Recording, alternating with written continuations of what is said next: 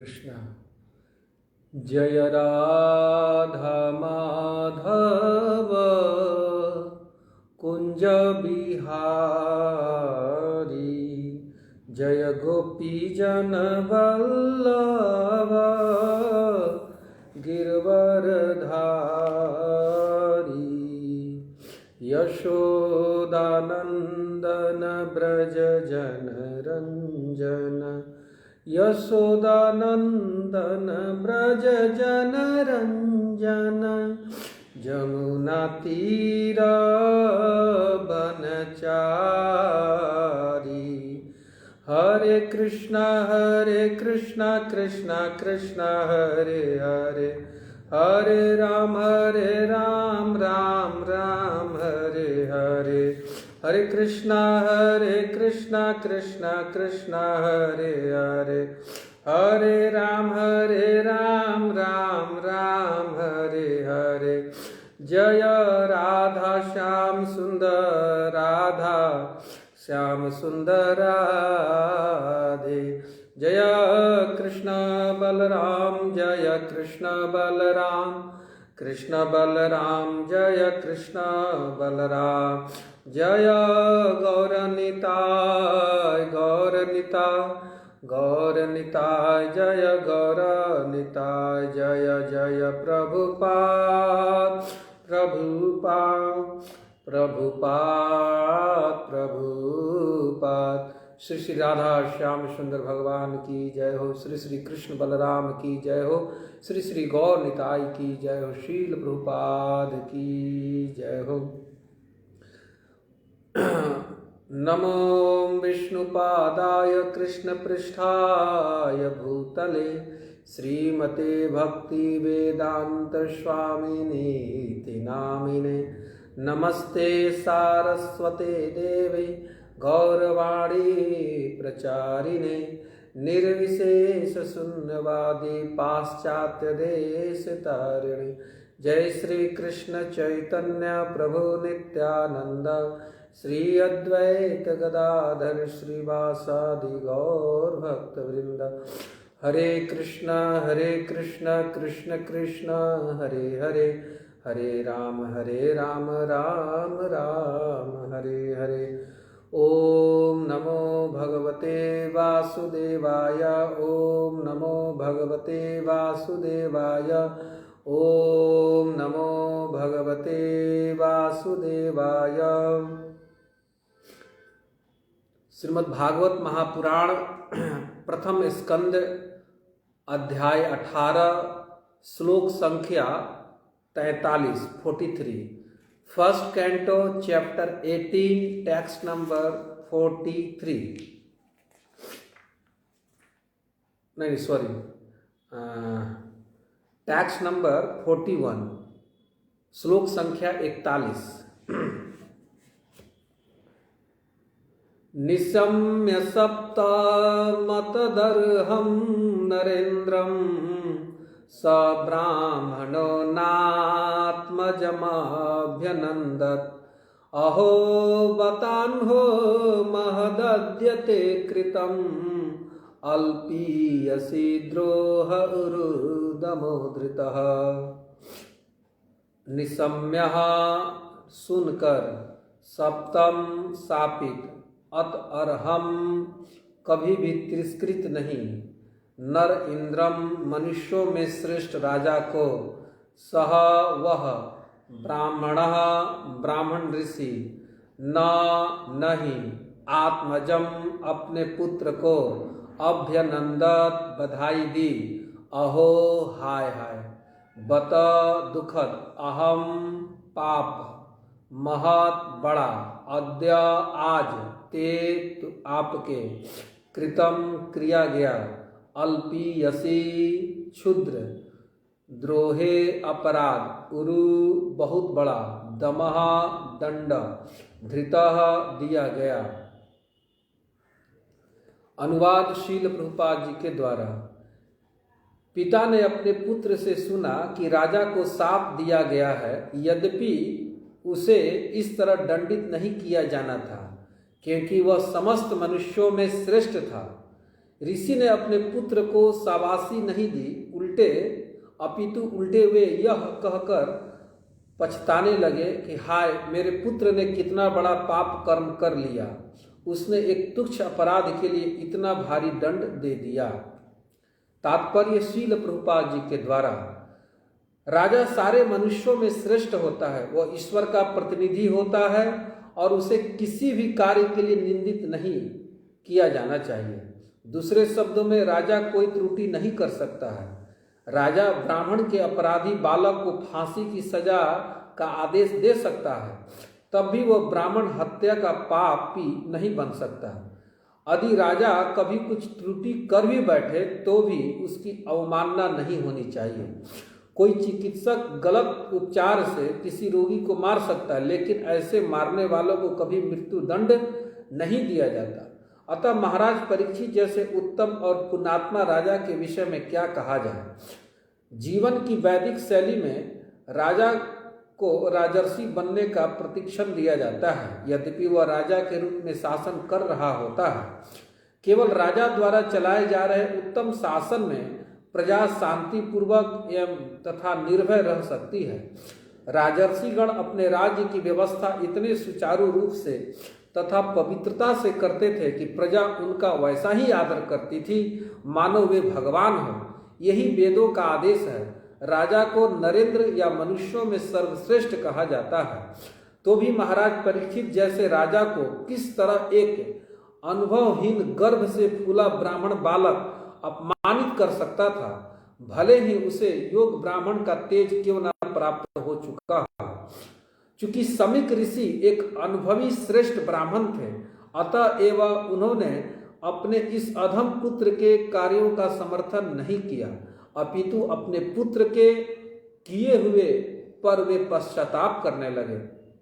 सामान्य नियम के अनुसार राजा शाप की सीमा से परे होता है।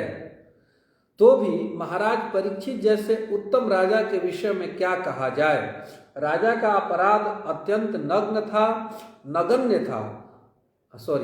राजा का अपराध अत्यंत नगण्य था और उसे मृत्यु दंड देना सचमुच ही श्रृंगी के लिए बहुत बड़ा पाप था। इसलिए समीक ऋषि को पूरी घटना पर पश्चाताप हुआ। शील प्रभुपाद की जय हो। तो हम सब श्रीमद् भागवत महापुराण के प्रथम स्कंद से विगत कई दिनों से महाराज परीक्षित तथा सुखदेव गोस्वामी के बीच में हुए संवाद को श्रवण कर रहे हैं। यद्यपि 2 हफ्ते से ये कथा नहीं हो पा रही थी, क्योंकि मैं वृंदावन चला गया था भक्तों के साथ, तो अब ये संयोग मिला है कि आज से पुनः इस प्रसंग को लिया जा रहा है।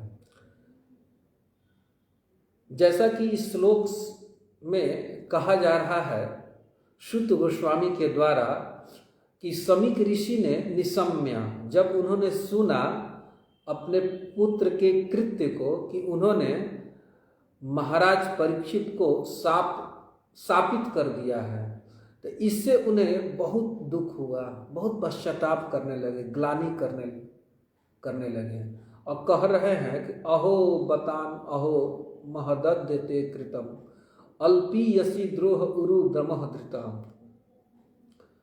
वे कहने लगे कि सामान्य जो राजा होता है उसको भी दंडित नहीं किया जा सकता है। जैसे राजा जो होता है वो भगवान का प्रतिनिधि होता है। जैसे श्रील प्रभुपाद जी अपने तात्पर्य में कह रहे हैं कि राजा से अगर कुछ अपराध भी हो जाए तो राजा को दंडित नहीं किया जा सकता है, क्योंकि राजा भगवान का प्रतिनिधि होता है।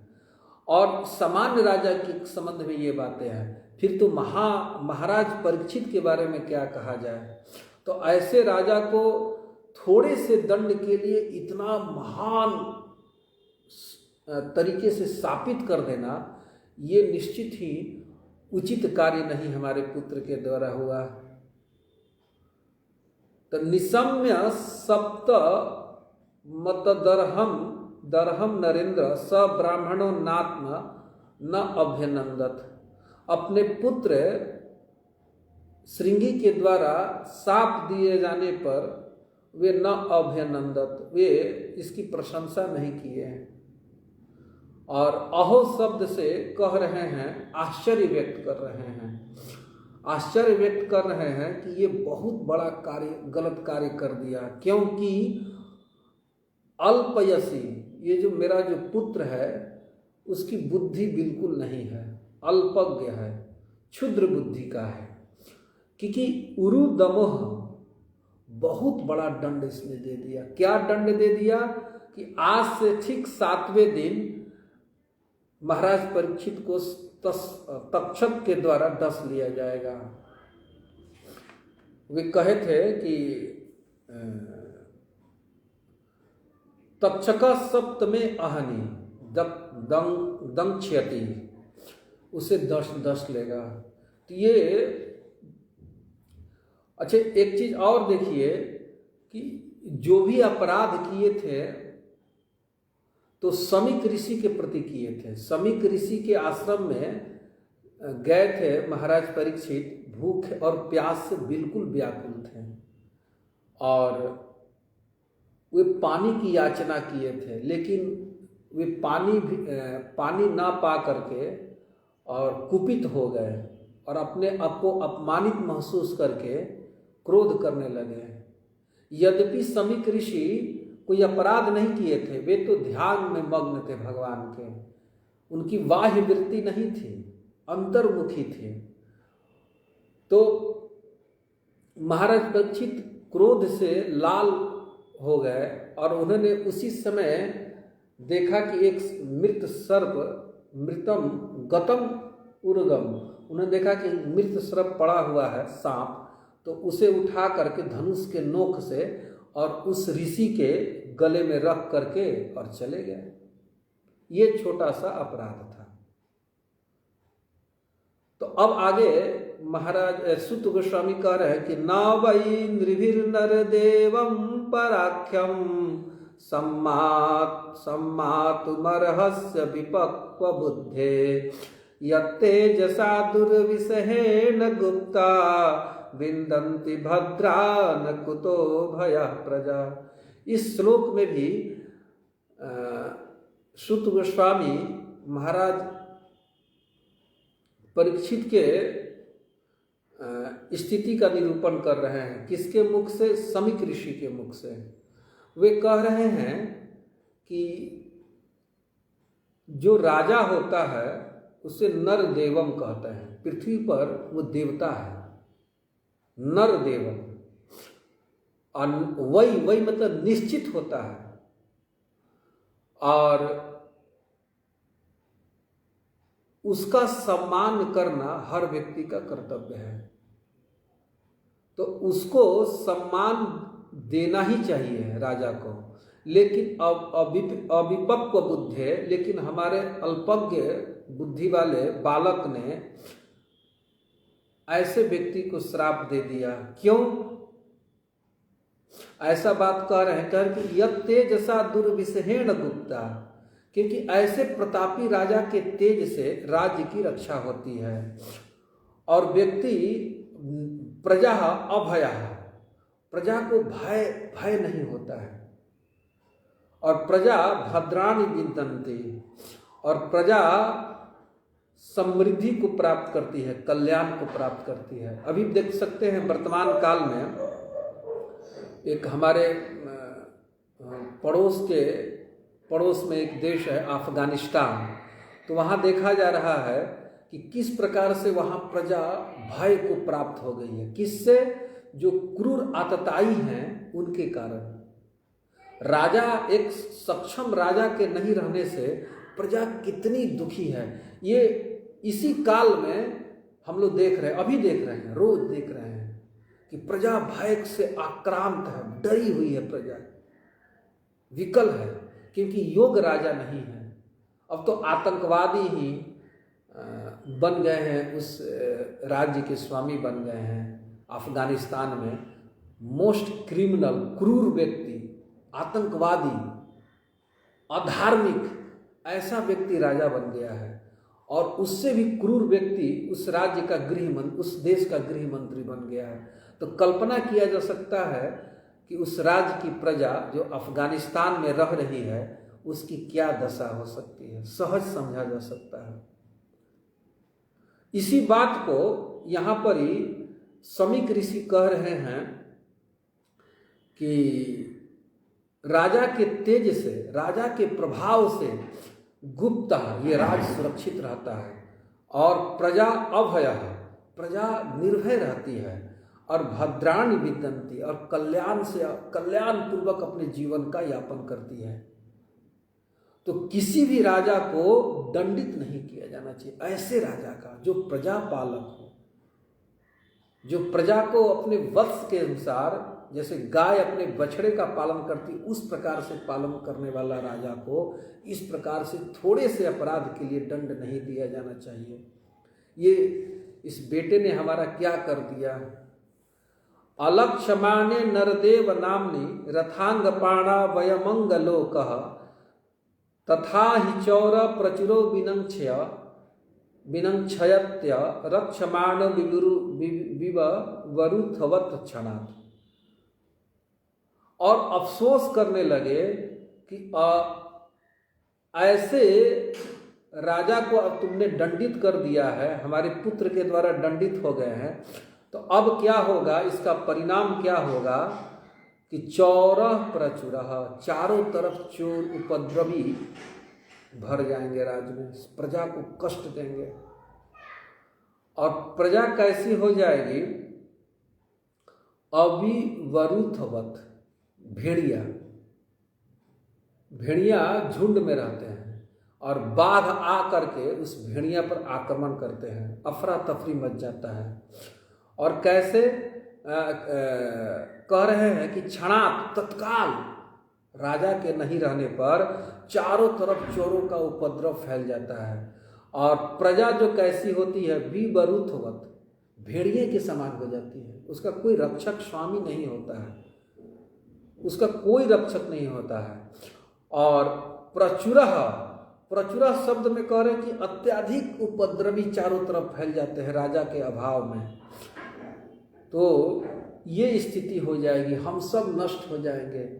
अभी देख रहे हैं ऋषि अपने बारे में कह रहे हैं कि हम सब अपने यज्ञ में, अपने भजन में लगे हुए हैं। क्यों? क्योंकि सक्षम राजा है, तो प्रजा अपने अपने वर्ण और आश्रम का पालन कर रही है, ठीक से सब अपना जीविका जी रहे हैं और अपने बारे में कह रहे हैं कि हम भी एकांत में भजन कर रहे हैं, क्योंकि ये राज्य सुरक्षित है राजा के द्वारा। अब चारों तरफ उपद्रवी भर जाएंगे तो कोई भजन कर पाएगा, कोई स्थिर से जीवन जी पाएगा? नहीं जी पाएगा। तदद्य न पापमुपेत नन्वयं जन्नष्टनाथास्य वसोर्विलुम्पकात् परस्परं घनन्ति सपन्ति भृंजते पशुस्त्रियोत्थान कुरुदयस्वोजना। देखिए, ये जो भागवत का जो 44वां श्लोक है इस अध्याय का, 18वें अध्याय के प्रथम स्कंद का, ये बिल्कुल घटित हो रही है अफगानिस्तान में। हम प्रत्यक्ष अनुभव कर सकते हैं।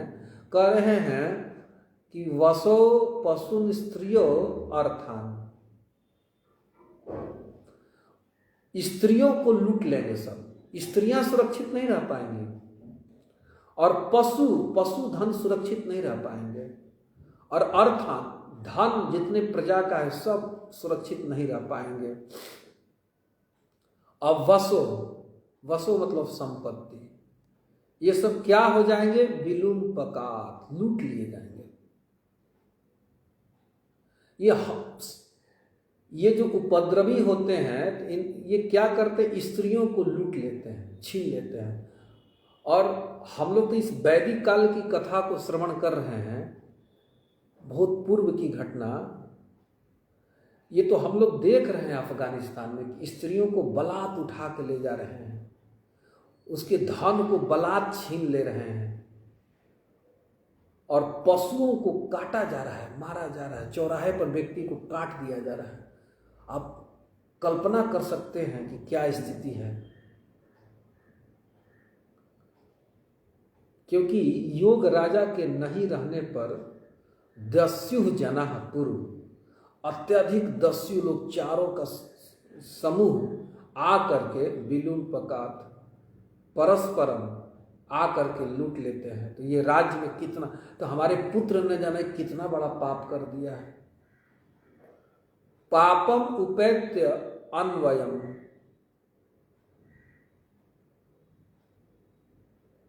बहुत बड़ा पाप हमारे पुत्र ने कर दिया है। ऐसे योग राजा को शापित करके बहुत बड़ी विपत्ति आने वाली है इस राज्य में। इस प्रकार से न अभिनंदित शब्द की व्याख्या ये सब कर रहे हैं। उन्होंने अभिनंदन नहीं किया अपने पुत्र का, बल्कि बहुत अफसोस कर रहे हैं अहो शब्द से। अहो, हाय हाय, मेरे पुत्र ने बहुत बड़ा घातक कार्य को कर दिया है। तो इन 4 श्लोकों में स्पष्ट ये संकेत है कि योग राजा रहने से प्रजा सुखी रह सकती है। और राजा के द्वारा यदि किंचित कोई अपराध भी हो जाए, कोई पाप भी हो जाए, तो राजा को दंडित नहीं करना चाहिए, क्योंकि राजा जो है नर इंद्र, वो भगवान का प्रतिनिधि होता है। तो इसी प्रकार से ये घटित कर लेंगे किस घर में भी घर का जो मुखिया होता है, तो मुखिया अगर ठीक ठाक है तो घर सुरक्षित रहता है, किले के समान रहता है। और इसी तरह कोई स्त्री है और उसका पति है, तो पति के द्वारा स्त्री सुरक्षित रहती है। स्त्रियों का स्वभाव लता के समान होता है, उसे आश्रय चाहिए ही चाहिए। तो पति का जो आश्रय त्याग देती हैं तो स्त्री छिन्न भन्न सब नष्ट हो जाती है। तो पति के द्वारा कोई अपराध भी हो जाए, चाहे कुछ ऐसा कार्य हो जाए, तो स्त्री को उसे सह लेना चाहिए। ऐसा नहीं कि पति को ही दंड दिया जा रहा है। आप वर्तमान काल में हम सबको देख सकते हैं, हम सबका अनुभव है कि स्त्रियां छोटे छोटे बातों पर पति से लड़ करके डाइवोर्स ले रही हैं और समाज को अधोपतन मतलब गर्त में ले जा रही हैं। घर में भी समाज को भी ले जा रही हैं और अपने को भी ले जा रही हैं। ये वर्ण और आश्रम को ध्वस्त कर रहा है व्यक्ति, क्योंकि अपने स्वामी के अधीन व्यक्ति नहीं रहता है। छोटे छोटे बात के लिए व्यक्ति स्वामी से लड़ता है। जैसे छोटे से अपराध के लिए समी के बालक पुत्र ने उन्हें शापित कर दिया, बहुत महान दंड दे दिया कि आज से 7वें दिन आपको तक्षक डस लेगा। तो मैं इस बात को अवसर पा के कह रहा हूं कि इसी तरह घर के जितने सदस्य हैं अपने स्वामी का बात को मानना चाहिए, क्योंकि स्वामी अगर समर्थ है, योग है, तो वो घर की सुरक्षा बनी रहती है, सब लोग सुखपूर्वक रह पाते हैं। और उसी तरह से कोई स्त्री है तो स्त्री सुरक्षित रह पाती है। तो हर स्त्रियों को भी ध्यान देना चाहिए कि अपने पति से कुछ भी शिकायत ना करें, क्योंकि हर स्त्री अपने पति के द्वारा सुरक्षित है। देखते हैं ना कि कोई भी स्त्री अगर कुमकुम लगा करके मार्केट में चलती है तो उसका कोई अपमान नहीं करता है। क्यों? क्योंकि जानता है कि इसका कोई ना कोई रक्षक है। और कोई स्त्री के मांग में कुमकुम नहीं है, सिंदूर नहीं है, तो प्राय कोई ना कोई उसे छेड़ते रहता है, चाहे कुदृष्टि से देखता है, चाहे आस पड़ोस में भी देखता है। लेकिन जिस स्त्री का स्वामी है, उसका भरतार है, पति है, तो समाज में एक मैसेज आता है कि इसका रक्षक है, स्वामी है, उसको लोग आदर की दृष्टि से देखते हैं। श्रील प्रभुपाद जी ने अवसर पाकर इस बात को कई जगह लिखा है कि कोई स्त्री अगर पतिव्रता मतलब पति के अनुकूल चलने वाली है और झाड़ू देने वाली है गलियों में, तो बड़े बड़े संतों का उस स्त्री के सामने सर झुक जाता है। और लेकिन कितनों पढ़ी लिखी स्त्री हो, सब गुण संपन्न हो, लेकिन पति के अनुकूल नहीं है, पति के अधीन नहीं है, तो उस स्त्री का सम्मान नहीं मिलता, आदर नहीं मिलता है, उसे व्यभिचारी कहा जाता है। मैं तो इस बात को इसलिए रख दिया कि हर घरों में ये समस्या चल रही है। कोई व्यक्ति किसी के अधीन नहीं रहना चाह रहा है और इससे समाज में और व्यक्तिगत जीवन में भी बहुत बड़ा उपद्रव हो रहा है। एक वैष्णव को भी अपने गुरु के अधीन रहना चाहिए। गुरु के द्वारा शासित होने पर कोई आक्षेप नहीं करना चाहिए। चाहे किसी सीनियर जो वरिष्ठ वैष्णव के अधीन व्यक्ति रह रहा है, उनके दिशा निर्देश में रह रहा है, उन यद्यपि हो सकता है कि उनके द्वारा कुछ ऐसा कार्य हो जाए कि जिससे हमारा अपमान हो जाए, चाहे हम दंडित हो जाएं, तो इससे हमें क्षोभित नहीं होना चाहिए। ऐसा नहीं सोचना चाहिए कि प्रभु जी ने ऐसा कर दिया, गुरु जी ने ऐसा कर दिया। नहीं, मन में विचार नहीं करना चाहिए, क्योंकि ऐसे व्यक्तियों के अधीन रहने से हमारा परम मंगल होता है, परम कल्याण होता है। तो इस प्रकार से सुत गोस्वामी समीक ऋषि के द्वारा कहे गए राजा के संबंध में बातों को कहा। और अब कह रहे हैं, जो एक और श्लोक है इसमें है, तदार्य धर्म प्रविलीयते नृणाम वर्णाश्रमाचार युतस्त्रयीमयः ततोर्थ कामाभिनिवेशितात्मनाम सुनाम कपीनामिव वर्ण संकरः। एक श्लोक में और कह रहे हैं, एक श्लोक है 45, उसमें कह रहे हैं कि व्यक्ति राजा के अभाव में क्या हो जाएगा, वर्ण संकरः, क्योंकि स्त्रियां स्वतंत्र हो जाएंगी, स्त्रियों को उपद्रवी सब उठा करके ले जाएंगे और अभद्र संतानें उत्पन्न होंगी, वर्ण संकर हो जाएगा समाज, और जितने वर्ण और आश्रम की जो व्यवस्था है वो सब नष्ट हो जाएगी, और जो वेद के द्वारा स्थापित की गई है वर्ण और आश्रम, तो वो सब नष्ट हो जाएगी, और उसका परिणाम क्या होगा, वर्ण संकरः। और लोग क्या हो जाएंगे, सुनाम कपी नामिव, और सभी व्यक्ति क्या बन जाएंगे, कुत्ता और बानर। कुत्ता और बंदर को देखे हैं, हम सब लोग देखते हैं कि व्यक्ति धर्म के अधीन नहीं रहने से व्यक्ति क्या बन जाता है, सुनाम, कुत्ता बन जाता है, कुत्ते की तरह केवल भोगों को भोगता है, इकट्ठा करता है। और कपी नाम, बंदरों को देख सकते हैं, ईवा मतलब सादृश्य हो जाएंगे जीव प्रजा। योग राजा, धर्मात्मा राजा नहीं रहने से प्रजा अधार्मिक हो जाती है, और स्त्रियां क्या हो जाती है, वर्ण संकर हो जाती है, दूषित हो जाती हैं स्त्रियां। और ये सब हम लोग वर्तमान काल में स्पष्ट आंखों से देख रहे हैं अपने चारों तरफ कि ऐसा ही चल रहा है चारों तरफ।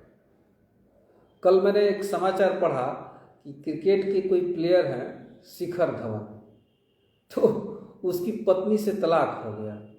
अब कुछ दिन पहले वो अपनी समाज को एक मैसेज देना चाह रहा था कि उसकी स्त्री हमसे उम्र में, हाँ, स्त्री हमसे 10 बरस उम्र में बड़ी है, उसके 2 पहले से बच्चे हैं, उससे मैं विवाह करके बहुत बड़ा कल्याण किया। ये सब वर्ण संकर का परिणाम है। अब वो स्त्री, मैं उस समय किसी को कह रहा था कि वो स्त्री पहले पति को छोड़ दी किसी भी हेतु से, तो क्या दूसरे को नहीं छोड़ देगी क्या? अब परिणाम सामने है, देखिए दूसरे को छोड़ दी। अरे वो व्यभिचारी स्त्री हो गई है, वर्ण संकर, किसी भी बात को लेकर छोड़ सकती है। ऐसा नहीं कि धन के कष्ट के अभाव में, ऐसा नहीं है। वो क्रिकेट प्लेयर है, खूब धन अर्जित किए हैं। तो समाज में न्यूज़पेपर को पढ़िए, चाहे कोई भी चैनल पर न्यूज़ देखिए, तो ये सब धर्मात्मा राजा के न रहने के कारण प्रजा का क्या हाल हो गया है, प्रजा का क्या हाल हो गया देखा जा सकता है। इसको सूत गोस्वामी कह रहे हैं, सुनाम कपि नाम इवा। इसको सौनक ऋषि कह रहे हैं। सौनक जी के बाद को सूत गोस्वामी कहते हैं। प्रजा कैसी हो जाएगी, सुनाम कपि नाम इवा वर्ण संकरः, सब कुत्ते और बंदर की तरह हो जाएंगे, केवल भोग के लिए लोलुप है, बढ़िया बढ़िया बातें करते रहते हैं, सिद्धांत अपने से प्रस्तुत करते रहते हैं, लेकिन उनके सिद्धांत जो होते हैं वो भागवत धर्म के अनुरूप नहीं होते हैं। इसीलिए बार बार इस बात को मैं रखता हूँ कि कोई भी व्यक्ति साधु क्यों हो, चाहे सामान्य व्यक्ति हो, उसके सिद्धांत, उसके व्यवहार भागवत के अनुसार नहीं है तो अधार्मिक है व्यक्ति, अधार्मिक है, उसकी कोई सत्ता नहीं है, उसकी बात का उसका अस्तित्व नहीं है, व्यर्थ व्यक्ति है। यहाँ आप ऐसे देख सकते हैं कि सुनाम कपि नाम, सभी जीव जो भगवान का भजन नहीं कर रहे हैं भागवत धर्म के अनुसार, तो वे कुत्ते और बंदर के समान हैं। तो इस प्रकार से राजा के नहीं रहने से क्या क्या हानि होती है, इसको सूत गोस्वामी ने शौनक ऋषि के द्वारा कहे हुए बात को कहा। अब जो महत्वपूर्ण बात आगे आ रही है 4 श्लोकों में, उस पर हम सबको बहुत विचार करना चाहिए। धर्मपाल नरपति सतु सम्राट बृहच्छ्रवा साक्षान् महाभागवतो राजर्षिर हय मेधयाट क्षुत त्रिट श्रम युक्तो दीनो नेवास्मच्छाप मरहति। और उसमें से कह रहे हैं कि तू शब्द से कह रहे हैं, ये सामान्य बातें राजा के बारे में कह करके तू, लेकिन सम्राट का अर्थ है महाराज परीक्षित। वे कैसे थे? धर्मपाला, वे तो राजा धर्म के रक्षक थे। जैसे हम लोगों ने पूर्व में सुना कि किस प्रकार से उन्होंने कलयुग को दंडित किया, क्योंकि वो एक वृषभ और गाय को दंडित कर रहा था। तो धर्म के रक्षक थे, धर्म के पालन करने वाले थे। ये नरपति, इन नरों में श्रेष्ठ हैं। अब बृहच्छ्रवा, और उनका चारों तरफ यश और कीर्ति फैला हुआ है। और सबसे तो बड़ी बात है कि साक्षात महाभागवतों, वे साक्षात महाभागवत हैं, भगवान के भक्तों में सर्वश्रेष्ठ हैं। और राजर्षि हेय मेधयाट, और बड़े बड़े यज्ञ को संपन्न करने वाले हैं, यशमेध यज्ञ को संपन्न करने। ये सामान्य राजा के बारे में कह करके जब महाराज परीक्षित के बारे में बात कर रहे हैं कि वे तो सम्राट धर्म के पालन करने वाले हैं, उनका यश चारों तरफ है, बड़े बड़े यज्ञ करने वाले हैं, और सबसे बड़ी बात है कि वे महाभागवत हैं। ऐसे राजा को छुत त्रिट श्रम युक्तो दीनो, ऐसे राजा जो भूख और प्यास से थके हुए थे, तो ऐसे राजा को सापम न अर्हति, साप के योग्य नहीं थे बिल्कुल। और कह रहे हैं अपापेषु स्वभृत्येषु बालेना पक्व बुद्धिना पापम कृतम तद भगवान सर्वात्मा क्षन्तुमर्हति। इस सिद्धांत को कौन कह रहा है? शमीक ऋषि। जिसके प्रति जो भी अपराध कहा जाए, महाराज परीक्षित ने किया था कि उनके गले में सर्प डाल दिया गया था। लेकिन वो देखिए ऋषि और भक्त का क्या स्वभाव होना चाहिए कि अपने अपराध को नहीं गिनना चाहिए, अपने प्रति किया गया किसी प्रकार का अपराध को नहीं गिनना चाहिए। जैसे भगवान तो कहते हैं गीता जी के 8वें अध्याय के 14 नंबर श्लोक में कि अहम सुलभ पार्थ, हे पार्थ मैं सर्व सुलभ हूँ। संसार मिलना बड़ा कठिन है महाराज, संसार को प्राप्त करना इस संसार में बहुत कठिन है, लेकिन भगवान को प्राप्त करना बड़ा सरल है, आसान है। लेकिन हो नहीं पाता। ऐसा क्यों नहीं हो पाता है? इस बात को यहाँ कह रहे हैं कि भक्त के जीवन में अगर ये बातें आ जाएगी तो भगवान को पुकारा, भगवान हाजिर। कोई जोर से कहा कन्हैया, भगवान आ गए। लेकिन ऐसा घटित नहीं होता है। क्यों नहीं घटित होता है? कि भक्त इस जो श्लोक नंबर 47 है, इस आचरण में खरा नहीं उतर पाता है। क्या? अपापेषु सभृत्येषु बालेन पक्व बुद्धिना पापम कृतम तद भगवान सर्वात्मा क्षन्तुमर्हति। नहीं, इस श्लोक में तो वे सब कह रहे हैं कि मेरे बालक जो अपक्व बुद्धि था, और ऐसे राजा जो समस्त पापों से रहित थे, ऐसे स्वभृत्येषु, ऐसे भगवान के भक्त के प्रति हमारे बालक के द्वारा जो अपराध किया गया है उसको सर्वात्मा भगवान क्षमा करे। ये बातें जो 48वें श्लोक में है कि भक्त को क्या करना चाहिए। तिरस्कृता तिरस्कार अगर हमारा कोई करे तो उसको सह लेना चाहिए। तिरस्कृता अविप्रलब्धा, विप्रलब्ध मतलब ठगा जाना। कोई हमें ठग लिया तो इससे हमें क्षुभित नहीं होना चाहिए। ये नहीं सोचना चाहिए कि अच्छा ठग लिया ना, अभी मैं बताता हूँ। और सप्ताह मतलब कोई अगर शाप दे तो व्यक्ति को क्षुभित नहीं होना चाहिए। और क्षिप्ता कोई उपेक्षा करे। साधुओं को बहुत लोग उपेक्षित भाषण करते रहते हैं, कटाक्ष करते रहते हैं। अरे रे रे, बहुत बड़ा साधु बनता है ना, हम सब जानते हैं कैसा साधु है। मंदिर में बैठ करके ब्रह्मचारी का लाल कपड़ा पहन लिया, दिन रात खाते रहता है, सोते रहता है, एसी कमरा में पड़ा रहता है। लोग ऐसे कहते रहते हैं, खूब बढ़िया बढ़िया खा रहा है, हम नहीं जानते कैसा साधु है। क्षिप्ता और हता मतलब मारा जाना, कोई प्रहार करे। तो ऐसा व्यक्ति के ऊपर हो, किसी साधु के ऊपर, तो कहते हैं कि प्रभवो अपि ही, व्यक्ति समर्थ है लेकिन समर्थ होने पर भी इस सब चीजों को सह रहा है, तो न अस्य तत्प्रति कुर्वन्ति तद भक्ता। तो ये भगवान के जो भक्त हैं कभी भी किसी से बदला लेने पर विचार नहीं करते हैं, सह लेते हैं। जैसे महाराज चित्रकेतु को जब शापित किया गया माता पार्वती के द्वारा, तो भगवान शिव कह रहे हैं कि देखो देवी, ये है भक्तों का स्वभाव। भगवान, वे चित्रकेतु जी भी समर्थ थे, वे चाहते तो माता पार्वती को शापित कर सकते थे, लेकिन धन्य है भगवान के भक्त, समर्थ हो करके भी बिना अपराध के, क्योंकि शिव भगवान शिव से उनका मैत्री संबंध था, मित्र का संबंध था। तो मित्रों में कुछ ना कुछ कटाक्ष होता ही है, तो कुछ कटाक्ष किए थे बस। लेकिन माता पार्वती तो सहन नहीं कर पाई और उन्हें शापित कर दी। क्या शाप दिया कि तुरंत असुर बन जाओ, असुर योनि में चले जाओ।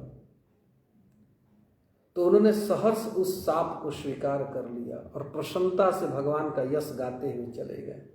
और उनके जाने पर भगवान शिव कह रहे हैं कि चाहते तो शापित कर सकते थे, लेकिन उन्होंने शापित नहीं किया। ऐसे होते हैं भगवान के भक्त।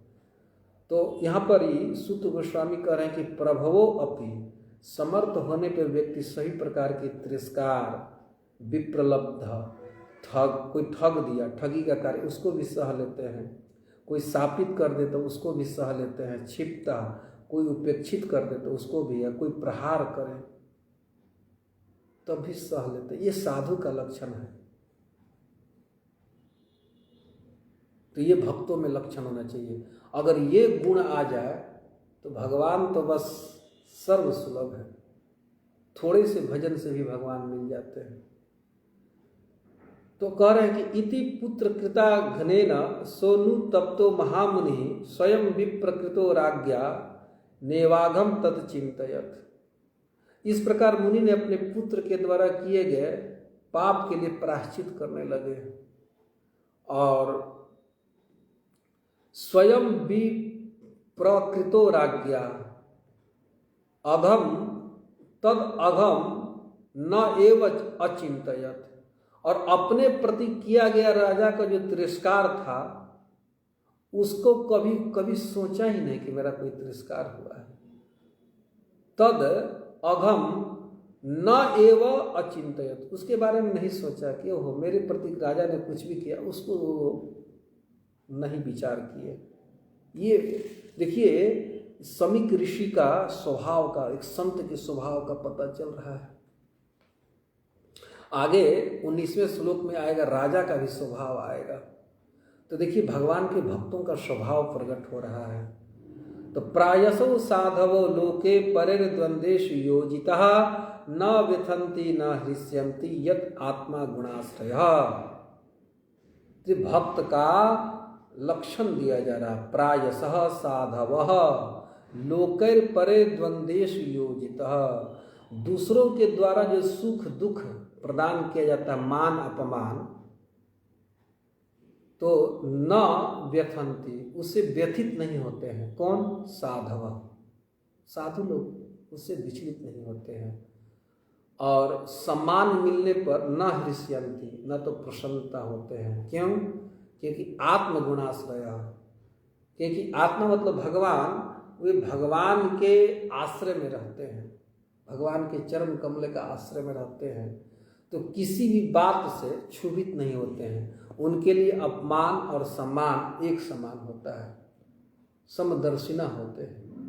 अपने उपकार करने वाले पर, अपकार करने वाले पर भी उतना ही करुणा करते हैं जितने उपकार करने वाले पर, समदृष्टि हो जाती है। तो इस सत्र में हम लोगों ने सुना कि राजा का क्या महत्व है हमारे जीवन में, और राजा के द्वारा किए गए छोटे से अपराध के लिए भी राजा दंड का पात्र नहीं है। और जब सामान्य राजा और कोई महाभागवत है राजा, तो उसके बारे में क्या कहा जाए। और दूसरा जो बातें हम इस सत्र में श्रवण किए, जिस पर हम सबको विशेष रूप से विचार करना चाहिए कि भक्त को सब कुछ सह लेना चाहिए। किसी प्रकार का तिरस्कार मिले, चाहे कोई ठग दे, कोई दंड दे, कोई प्रहार करे, चाहे कोई उपेक्षा करे, तो समर्थ होने पर भी भक्त को सह लेना चाहिए। साधु इसी से जाना जाता है कि हर परिस्थिति में उसमें सहनशीलता आए। त्रिनादपि सुनी चेना तरोरपि सही सुना, अमानिना मान देना, कीर्तनीय सदा हरि। जैसे चैतन्य महाप्रभु ने कहा, हमें तृण से भी नीच होना चाहिए, वृक्ष के समान सहनशील होना चाहिए, और सदा दूसरों को मान देना चाहिए। ये है बहुत कठिन है। कहना बड़ा आसान है, लेकिन करना, इस पर खरे उतरना बड़ा कठिन है। लेकिन एक चीज है, अगर निरंतर व्यक्ति भगवान की लीला कथा का श्रवण करे, चिंतन करे, तो ये स्थिति आ जाएगी। बहुत कठिन है, लेकिन आसानी से आ जाएगी। निरंतर भगवान की लीला कथा को सुने तो व्यक्ति का जो हृदय है, जो चित्त है, वे बिल्कुल भगवान के रस में डूब जाता है। जैसे एक उदाहरण देता हूँ, भागवत के 11वें स्कंद में एक जगह और आया है, मदिरा मदांत। मदिरा पीकर जो व्यक्ति मतवाला हो जाता है, तो उसको कोई सम्मान दे रहा, अपमान दे रहा है, कोई मार रहा है, कोई तिरस्कार कर रहा है, कौन क्या कर रहा है उसे कुछ पता नहीं चलता है, वो मग्न रहता है। हमने तो देखा है, कोई मदिरा पान खूब कर लिया है और उसको देखा है कि वो व्यक्ति इससे परे हो जाता है। मैं एक श्लोक है, इसको प्रमाण रूप में लिया जा सकता है। ये मैं आपको, ये सब देह के धर्म है, इसको मैं थोड़ा सा वर्णन कर देता हूँ। ये तृतीय स्कंद के 21वें अध्याय, 21 अध्याय में एक श्लोक है। मैं इसलिए ये दृष्टांत प्रस्तुत कर रहा हूँ कि ये इस पर खरा उतरना बड़ा कठिन है, इसका बहुत कठिन है। लेकिन एक श्लोक बहुत बड़ा आश्वासन देगा कि ये किया जा सकता है, ये बिल्कुल संभव है।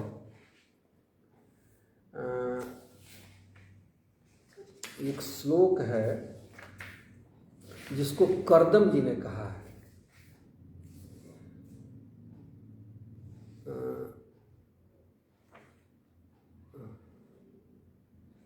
हाँ, ये श्लोक है श्रीमद् भागवत महापुराण के तृतीय स्कंद का अध्याय 21 श्लोक संख्या 17।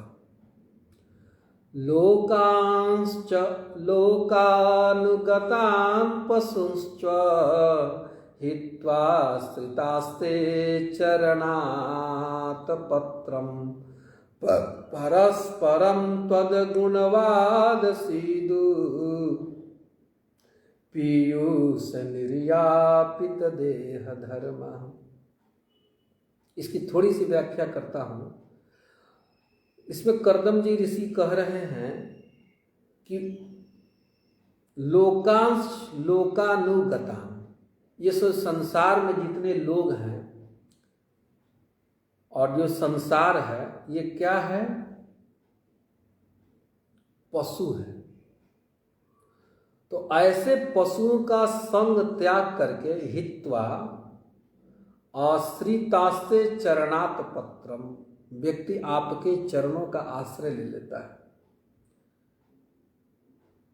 ये जो हमें भक्ति से दूर ले जाने वाले जो भी व्यक्ति हैं उसको कह रहे हैं कर्दम जी वो पशु है, बिल्कुल पशु है। तो ऐसे पशुओं का संग त्याग देना चाहिए और भगवान के चरण कमल का आश्रय लेना चाहिए। और परस्परम तद गुणादवाद, और परस्पर मिल करके भगवान के गुणों का यश का गान करना चाहिए, उसका श्रवण करना चाहिए, कीर्तन करना चाहिए, स्मरण करना चाहिए, कथन करना चाहिए, कीर्तन करना चाहिए। कैसे करना चाहिए? तो सीधु पीयूष, ये जो भगवान के जो गुण हैं वो क्या है? सीधु। सीधु मतलब होता है मदिरा। देखिए इसमें दो शब्द है, सीधु पीयूष। पीयूष मतलब होता है अमृत।